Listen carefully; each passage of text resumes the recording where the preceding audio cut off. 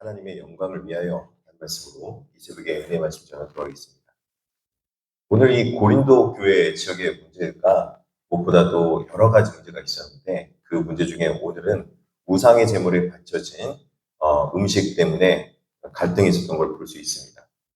우리가 알고 있듯이 그 고린도 지역은 여러 다양한 문화들이 와서 섞여 있는 곳이기 때문에 다양한 신들과 우상 숭배 문화가 만연했던 도시가 바로 고린도 지역 교회의 모습이었습니다. 그러다 보니까 다원화되고 우상 숭배가 만연했던 이 고린도 지역의 문화가 그대로 교회 가운데 들어와서 우상 숭배 문화가 교회 안에서도 있게 된 것이죠. 근데 바울은 이런 문제에 대해서 우리가 참된 자유를 누릴 때 어떻게 이런 문제를 잘 다뤄야 될지를 오늘 본문을 통해서 말씀하고 있습니다.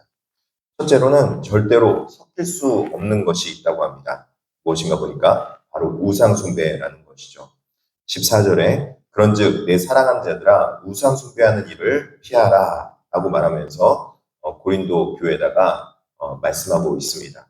사랑의 대상은 결코 나눌 수 없으며 충성의 대상 역시 나눌 수 없다라고 말하고 있습니다.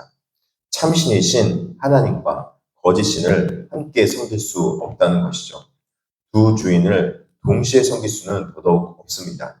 우리가 성전에 참여하며 그리스도의 피와 몸을 나누는 존귀한 자들인데 어떻게 귀신과 교제하는 자리에 설 수 있겠는가 그렇게 말을 하고 있는 것입니다. 너희가 주의 잔과 귀신의 잔을 겸하여 마시지 못하고 주의 식탁과 귀신의 식탁에 겸하여 참여하지 못하리라. 단호하게 사도 바울은 말하고 있습니다. 근데 이 사도 바울이 이렇게 말을 단호하게 하지만 사람들이 종종 어떤 길에서 헷갈리는가? 나는 하나님도 섬기고 또 그리고 그 가운데 참여할 만한 분이지 마음은 하나님께로 있다. 우상숭배 자리에서 그냥 나는 그 자리에서 먹을 것만 먹는다라는 사람도 있었습니다. 마음을 지키고 하나님께 가 있다라는 스스로 합리화시키는 것이죠. 근데 이렇게 하는 것은 주님의 노여움을 부르는 매우 위험한 일이라고 말하고 있습니다. 그리스도의 몸인 교회의 하나됨을 무너뜨리는 일이 됐다는 것이죠. 하나님 향한 우리 마음은 온전해야 하며 결코 세상의 우상과 섞일 수 없다라고 말하고 있습니다. 두 번째는 이제 남의 유익보다 나의 유익보다 남의 유익을 구해야 된다는 것입니다. 문제가 무엇이냐면 이제 고린도 지역에 나와 있는 모든 문화가 이 우상 숭배가 문화가 많기 때문에 우상의 제물에게 바쳐진 음식물들이 그대로 시장 가운데 나올 때가 많이 있었습니다. 그런데 이런 일들로 인하여서 그들이 지금 가지고 있는 문제는 무엇이냐면 그 음식물이 지금 우상 숭배에 바쳐진 것인지 아니면 일반 그냥 음식으로 나온 것인지 시장에서는 잘 모른다는 것입니다. 그래서 이 문제에 대해서 사실 여러 가지 갈등들이 있다 보니까 어떤 사람들은 이제 유대인들이 이 우상 숭배의 음식을 어떻게 먹을 수 있어? 그러면 안 돼. 라고 말하고 정죄한 자들이 많이 있었기 때문에 시장 파는 사람들에게도 이렇게 물어본다는 거예요. 시장에서 25절에 무릇 시장에서 파는 것은 양심을 위하여 묻지 말고 먹으라. 파는 사람들한테 이거 우상 숭배 제물에 갖춰진 겁니까? 아니면 그냥 일반적으로 나온 음식입니까? 라고 물어보면은 이제 시장 상인들도 자신도 잘 모를 뿐만 아니라 그렇게 의심받는 것 자체가 굉장히 불편하게 되는 것이죠. 그렇다면 여러분 그리스도인들 대해서 어떻게 생각하겠습니까? 매우 불편하고 까칠하고 까탈스러운 사람으로 여길 것 아니겠습니까? 그러니까 지금 상황에서는 나의 유익을 구하면 지금 이게 우상 숭배의 제물인지 아니면은 그냥 일반 음식물인지 불편하지 않도록 물어보는 것은 합당하겠으나 나의 유익을 구하지 않고 상대방의 유익을 구해서 저 시장 상인들도 이거 우상 숭배 제물입니다. 그렇게 말하는 순간 시장의 상인이 손해도 보고 또 굉장히 어려운 일도 겪게 되잖아요. 그런 일들을 막기 위해서라도 그렇게 물어보지 마라. 그렇게 말씀하고 있는 것이죠. 참된 자유는 공동체와 이웃에 대하여 배려 깊은 사항이 있어야 된다고 말하고 있습니다. 이 땅을 섬기러 오신 예수님을 보면 우리가 알 수 있다는 것이죠.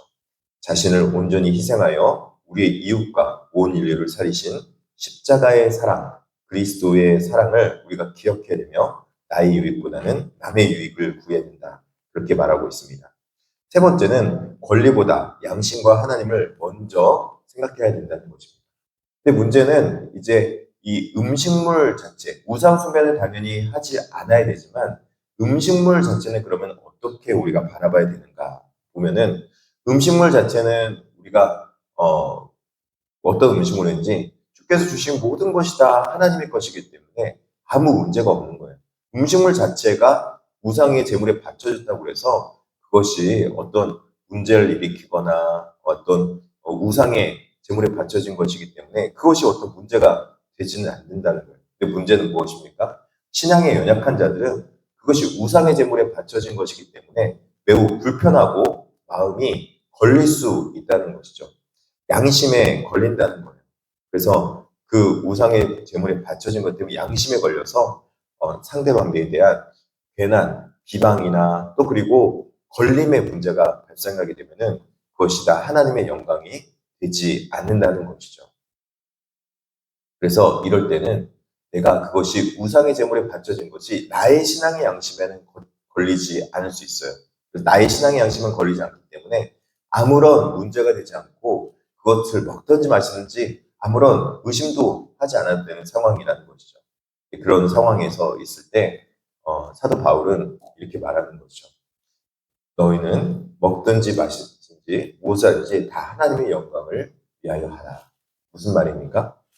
그 상대방의 내 신앙 양심에 걸리지 않지만 상대방이 신앙 양심에 걸리기 때문에 상대방의 신앙을 생각하며 배려하는 마음으로 하나님께 영광 돌리는 마음으로 상대방의 거치는 돌이 되지 말고 오히려 하나님께 영광 돌리기 위해서 그것들을 배려해서 먹지 않는 나의 자유를 또 권리를 포기할 수 있는 그런 마음도 가져야 된다. 그렇게 말하고 있습니다. 사도 바울의 삶의 원칙은 성도의 유익과 하나님의 영광을 위하는 것이었지 사도 바울은 자신의 유익을 구하는 것이 아니었습니다.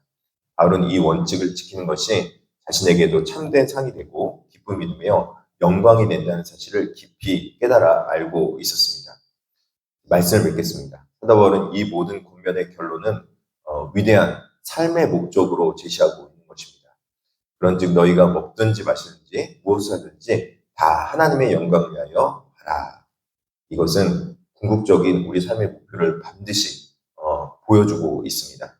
나의 편이나 권리가 아니라 형제자매를 세우고 이웃의 구원을 위하여 하나님의 영광을 위하여 이 모든 일들을 할 수 있는 존재가 되는 것입니다. 그들을 구원의 길로 인도하며 복된 성들로 인도하는 모든 성도님들 되기를 진심으로 축원합니다. 기도하겠습니다. 자비하시고 내려오신 하나님 아버지 감사합니다. 하나님 이 땅을 살아가는데 무엇보다도 우리의 삶의 원리를 말씀해 주시니 감사합니다. 무엇을 먹든지 마시든지 하나님의 영광을 위하여 하라는 이 삶의 원칙에 의해서 우리가 나의 유익보다는 공동체와 남의 유익을 구하며 또 남의 유익을 잘 끼치며 살아갈 수 있는 그런 존재가 되게 하여 주시옵소서. 그리스도인으로서 이기적인 존재가 되기보다는 하나님과 또 공동체가 어떻게 하나님의 영광을 누리며 유익을 누리게 할 수 있을지를 우리가 잘 분별하며 하나님 안에서 믿음 안에서 살아갈 수 있도록 주께서 붙잡아 주시옵소서. 감사하며 예수님의 이름으로 기도드립니다. 아멘.